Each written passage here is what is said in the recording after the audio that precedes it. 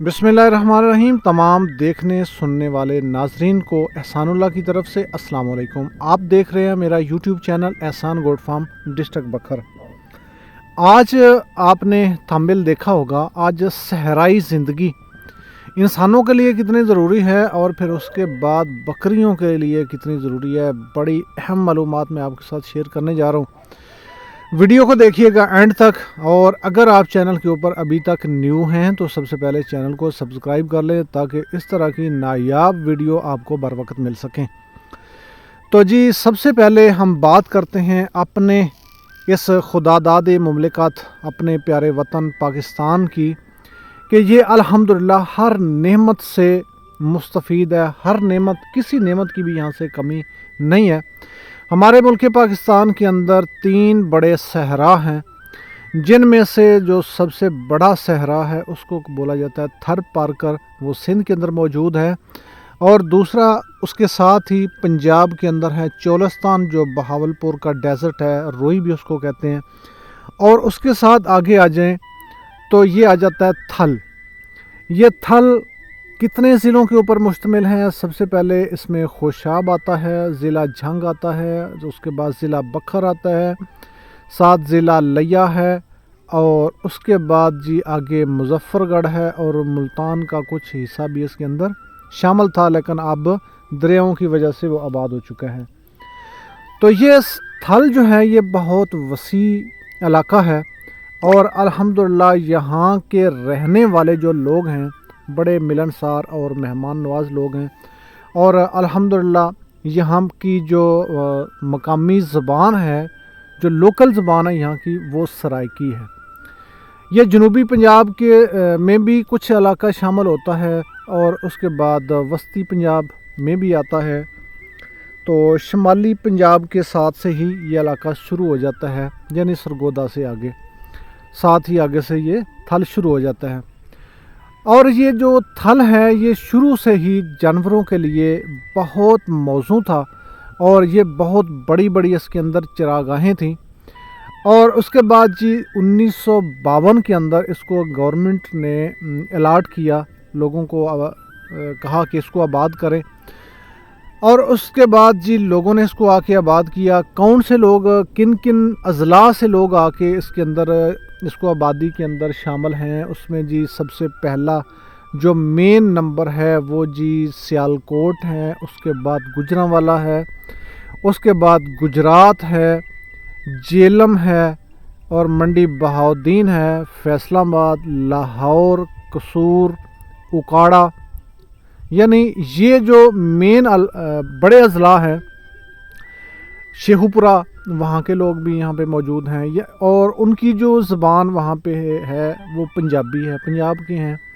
और फिर उसके अलावा कुछ महाजरीन वो यहाँ पे आबाद हैं, जो इंडिया से आए थे 1947 के बाद, उनको यहाँ पे ज़मीनें मिली। यहाँ से जो लोग उधर गए उनकी ज़मीनें उनको मिल गई। तो इस तरह से यहाँ पे अल्हम्दुलिल्लाह बेशुमार कौमें यहाँ पे आबाद हैं, और हर कौम ही एक दूसरे से बढ़ के है।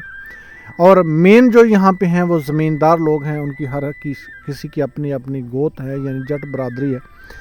तो अल्हम्दुलिल्लाह यहाँ पे अब हर चीज़ यहाँ पे होती है।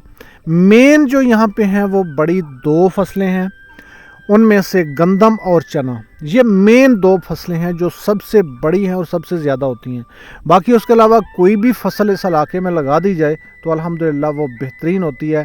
कोई सब्ज़ी लगा दे वो बेहतरीन होती है। ये थल की ज़मीन ये सोना उगलने वाली है, लेकिन यह है कि इसके ऊपर कोई काम करने वाला हो, इसके ऊपर मेहनत करने वाला हो। बाकी यहाँ पे एक जो सबसे बड़ी नेमत है वो है पानी। यहाँ का पानी मीठा है, करीब है, बड़ा ज़बरदस्त है, और बहुत ज़्यादा वाफिर मकदार में है।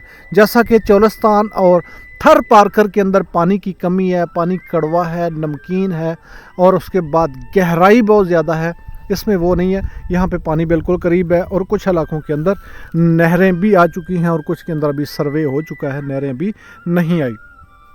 तो अब बात करते हैं जी जानवरों के लिए, बकरी के लिए। ये क्योंकि हम गोट फार्मर के हवाले से, और मेरा चैनल भी गोट फार्मर के हवाले से है, तो बकरियों के हवाले से ही हम बात करते हैं। تو یہاں پہ جی بکری کو چرنے کے لیے ہر وہ چیز یہاں پہ ملتی ہے جو لوگ خرید کے دوائیوں کے ذریعے ان کو دیتے ہیں. یعنی جو بیماریاں بکریوں کو لگتی ہیں، آنتڑیوں کی، پتے کی، اس کے علاوہ سوزش، میدا، اور اس کے علاوہ جانور کا لنگڑا ہو جانا، جانور کا کمزور لاغر ہو جانا، اور اس کے بعد جو لوگ مسالے بنا کے بازاروں سے خرید کے وہ بکریوں کو دیتے ہیں، وہ یہاں پہ الحمدللہ ان کو فری میں سب کچھ ملتا ہے. یعنی یہاں پہ کوڑ تما جو مسالوں کے اندر ہوتا ہے وہ وافر مقدار میں ہے، وہ ملتا ہے. اس کے بعد اکسن ہوتی ہے وہ یہاں پہ اس کو ملتی ہے، بیری ملتی ہے، ککر ملتا ہے، لانا ملتا ہے، اک ملتا ہے. اس کے بعد جی تازہ گھاس ملتی ہے. اس کے بعد اسی زمین کے اندر سے ان کو سارا سال یہ دانہ ملتا ہے جو گندم کا پڑا ہوتا ہے، چنے کا پڑا ہوتا ہے. یہ یعنی ہر وہ چیز جو بازار سے لے کے بکریوں کو لوگ دیتے ہیں وہ یہاں سے الحمدللہ ان کو فری ملتی ہے. باقی یہ ہے کہ کام کرنے والا بندہ ہو. باقی اس کے علاوہ ہم ان لوگوں کی طرف آتے ہیں جو کہتے ہیں کہ ہمارے ملک پاکستان کے اندر تو جی کام ہے ہی نہیں، ہم نے کام کہاں پہ کرنا ہے، ہم نے یہاں پہ ڈنکی لگانی ہے، 20-30 لاکھ روپیہ ایجنٹوں کو دینا ہے، کچھ لوگوں کو راستے میں مروانا ہے، جانیں دینی ہے، خجل خوار ہونا ہے، یونان، اٹلی، بس یورپ جانا ہے. کس کے لیے جی؟ پیسہ کمانے کے لیے. چاہے اپنے گھر کا ککھ نہ رہے، اپنے قرضہ سر پہ چڑھ. بے شمار ایسے لوگ میرے سامنے مثالیں موجود ہیں، 30 لاکھ روپیہ قرضہ پکڑ کے یا زمینیں بیچ کے یا کہیں سے پکڑ کے گئے، ناکام ہوئے، کچھ مر کھپ گئے، کچھ واپس آ گئے. اب وہ ساری زندگی ان کی جو بقایا ہے وہ قرضہ اتارنے سے گزر جائے گی. تو کچھ ایسے لوگ یہاں پہ موجود ہیں، ہمارے ذاتی قریبی لوگ ایسے ہیں جو یہاں سے گئے ہیں، ان کو 10 12 14 سال ہو گئے ہیں، اب واپسی کا ان کے لیے راستہ ہی کوئی نہیں ہے. تو کیا فائدہ ہے اس پیسے کا، اس روپے کا، اس دولت کا جو اپنے پیاروں سے دور کر دے، جو اپنے بہن بھائیوں سے، بچوں سے، بیوی سے ساری زندگی ترس کے وہ لمحے اس کے گزر جائیں لیکن وہ واپس نہ آ سکے. تو اس پیسے کا کیا کرنا، اس دولت کا کیا کرنا؟ ہمارے ملک پاکستان کے اندر یہ ساری نعمتیں موجود ہیں. آپ آج دیکھیں ہمارے پاکستان کے اندر 2 قسم کے لوگ موجود ہیں، ایک پیسے والے ہیں اور اس کے بعد ایک ہے دیہڑی دار مزدور طبقہ. 2 قسم کے لوگ پائے جاتے ہیں اور ہر علاقے کے اندر ہمارے ہر چیز موجود ہے. ہر علاقے کے اندر سوائے شہروں کے ہمیں دیہاتی علاقوں کے اندر ہر چیز ملتی ہے. اور اس کے بعد ہمارا صحرا اتنا وسیع ہے، یہاں پہ جتنے مرضی لوگ آگے آباد ہو جائیں یہ ختم ہونے والا نہیں ہے. 2 قسم کے لوگ ہیں، ایک پیسے والے، ایک بغیر پیسے والے. اگر یہ دونوں آپس میں مل بیٹھ کے تھوڑا سا کام کر لیں. کیا کام کرنا ہے جی؟ وہ صرف جانوروں کے لیے. پیسے والے بندہ، اس کے پاس پیسہ ہے، اس کو کام کے لیے کوئی کام نہیں مل رہا کہ میں نے انویسٹمنٹ کہاں پہ کرنی ہے. یہاں پہ یہ سبزہ دیکھیں، یہ صحرا کے اندر ہے، آپ کی توقع بھی نہیں ہوگی یہ کتنا سرسبز یہ علاقہ ہے. تو میں بات یہ کر رہا تھا کہ وہ پیسہ لگائیں اور مزدور بندہ یہاں پہ. دوستو بکری پالنا سنت نبوی ہے. اللہ کے نبی صلی اللہ علیہ وسلم سے ایک حدیث حضرت ابو ہریرہ رضی اللہ تعالیٰ عنہ سے مروی ہے. انہوں نے کہا جی، صحابہ کرام نے پوچھا، اے اللہ کے رسول صلی اللہ علیہ وسلم، کیا آپ نے بھی بکریاں چرائی تھی؟ تو نبی کریم صلی اللہ علیہ وسلم رحمت للعالمین ہیں، جو پورے دونوں جہانوں کے سردار ہیں، پوری کل کائنات کے سردار ہیں. انہوں نے کہا جی میں مکہ والوں کی بکریاں چرایا کرتا تھا اور مزدوری کے اوپر، اجرت کے اوپر، کہ لوگوں کی بکریاں میں نے لے لی، حصہ یا مزدوری کے اوپر میں ان کو چرایا کرتا تھا. تو یہاں پہ بھی اگر مزدور بندہ جو یہاں سے کہتے ہیں میں یورپ جانا ہے، کسی سے بات کرے، یا جو 20-30 لاکھ لگا رہا ہے، وہ یہاں پہ گوٹ فارم چھوٹا سا بنا کے بیٹھ جائے. باقی الحمدللہ یہاں پہ خرچہ بالکل نہیں ہے، 0 خرچہ ہے. اس کے بعد جب سردیوں کے اندر اور اس کے بعد فل گرمیوں کے اندر جب یہاں پہ کچھ چارے کی تھوڑی سی کمی ہوتی ہے، ہوتا صرف 1-1.5 منتھ ہے، تو یہاں پہ ہم الحمدللہ اپنا چارہ لگا کے، یہاں پہ زمین اچھی ہے، یہاں پہ پانی اچھا ہے، پانی کے اوپر جو چیز لگائیں وہ ہوتی ہے.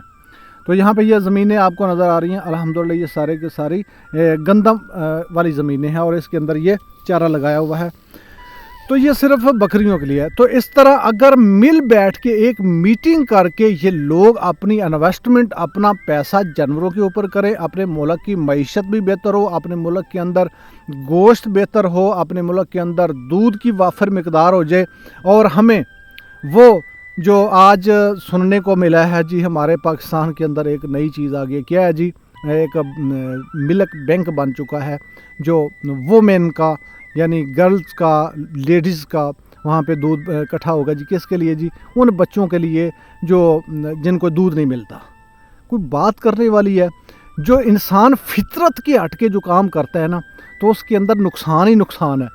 तो जबकि फितरत में ये बात नहीं है कि लेडीज़ का जो मिल्क है उसको बाकायदा स्टोर किया जाए और स्टोर करने के बाद फिर बच्चों को दिया जाए, हो सकता है वो नुकसान भी हो सकता है। अभी तो नया नया ना, सबको बड़ा शौक़ है, तो आगे चल के देखेंगे। जबकि बकरी का जो दूध है बूढ़ों के लिए, बच्चों के लिए बड़ा ही मुफीद है, लेकिन हम पाकिस्तान के अंदर इसकी कदर नहीं समझते।